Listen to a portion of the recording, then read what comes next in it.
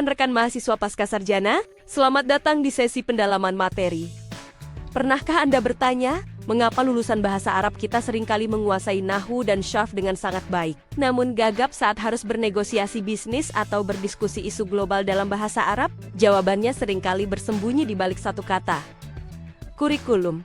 Secara etimologis, kita tahu kurikulum berasal dari kata kurir, lintasan pacu.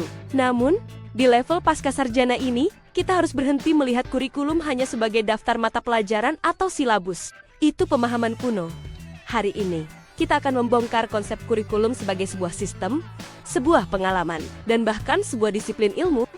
Kita akan membedah bagaimana outcome-based education OB mengubah cara pandang kita. Dari sekadar apa yang diajarkan, menjadi apa yang bisa dilakukan. Mari kita mulai.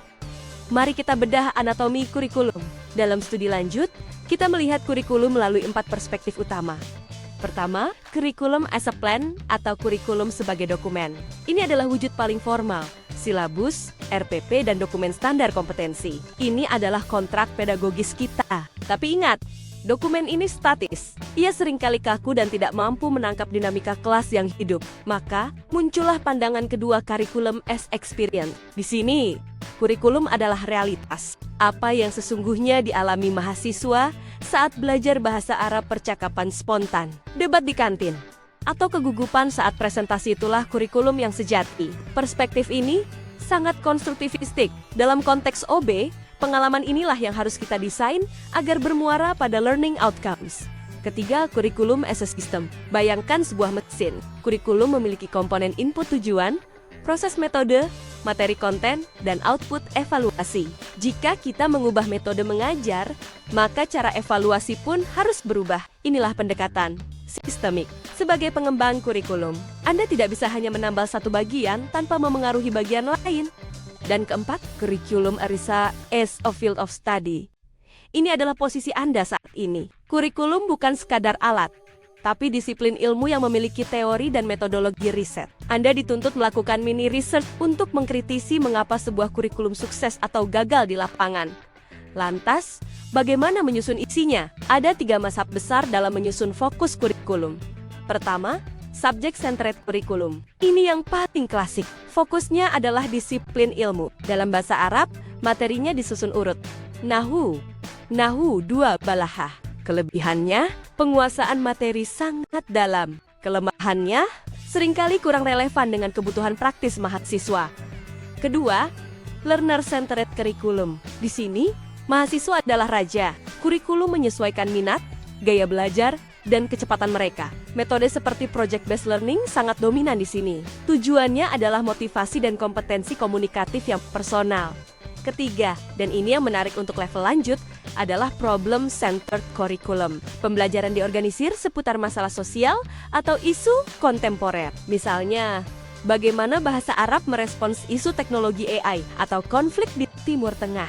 Bahasa menjadi alat pemecahan masalah problem solving, sesuai dengan CPL 02 atau capaian pembelajaran lulusan aspek berpikir kritis. Mahasiswa Pascasarjana idealnya didorong ke arah kurikulum berbasis masalah ini. Sekarang, mari kita bicara tentang realitas yang sering tidak terucap. Saya menyebutnya fenomena gunung es kurikulum. Di puncaknya, ada kurikulum ideal dan kurikulum formal, dokumen yang indah dan penuh visi luhur. Namun, di bawah permukaan, ada kurikulum implementasi apa yang senyatanya terjadi di kelas. Yang lebih dalam lagi adalah hidden curriculum atau kurikulum tersembunyi. Ini adalah norma, nilai dan sikap yang tidak tertulis, tapi diajarkan lewat atmosfer sekolah. Contoh, jika dosen selalu menggunakan buku teks terjemahan, pesan tersembunyinya adalah sumber asli berbahasa Arab itu sulit. Hati-hati, hidden curriculum bisa membatalkan tujuan kurikulum formal Anda. Dan yang paling kritis untuk Anda analisis adalah null curriculum. Apa itu?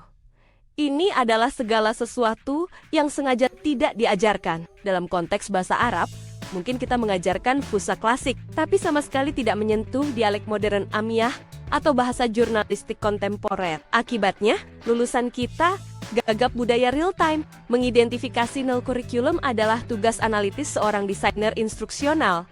Menghadapi abad ke-21, kita melihat perpaduan antara kurikulum berbasis kompetensi KBK yang fokus pada ability dan kurikulum berbasis standar KBS yang menetapkan patokan kualitas Tujuannya satu, melahirkan lulusan yang fungsional. Kita juga bergerak menuju integrated curriculum. Bahasa Arab tidak lagi berdiri sendiri, tapi terintegrasi dengan sejarah, sains, atau agama. Ini menghapus batas-batas artifisial ilmu pengetahuan, mempersiapkan Anda memecahkan masalah kompleks yang multidisiplin. Mari kita rangkum poin kunci hari ini. 1. Kurikulum bukan sekadar dokumen silabus, melainkan sebuah sistem dan pengalaman total. 2. Ada pergeseran dari subject centered menuju learner dan problem centered untuk relevansi zaman. 3. Waspadai hidden curriculum yang membentuk karakter di luar rencana, dan null curriculum yang menciptakan celah kompetensi. 4. Pendekatan OB menuntut kita fokus pada hasil nyata, bukan sekadar proses administrasi. Sebelum kita akhiri, saya ingin meninggalkan satu pertanyaan reflektif untuk diskusi kita di forum nanti. Coba, Anda ingat kembali institusi tempat Anda mengajar atau belajar. Identifikasi satu hal penting dalam kompetensi bahasa Arab yang tidak pernah diajarkan atau terlupakan dalam kurikulum resmi. Null curriculum, mengapa itu hilang? Dan apa dampaknya bagi kualitas lulusan Anda? Silakan renungkan. Dan mari kita bedah jawabannya dengan pisau analisis kurikulum.